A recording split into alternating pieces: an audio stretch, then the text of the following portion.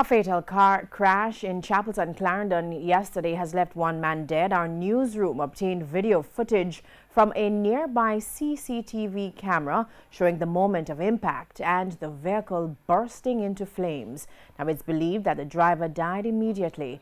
He has been identified as Delroy Duncan. It's understood that the driver lost control of the vehicle, which subsequently slammed into a wall. The Clarendon police are still investigating the crash.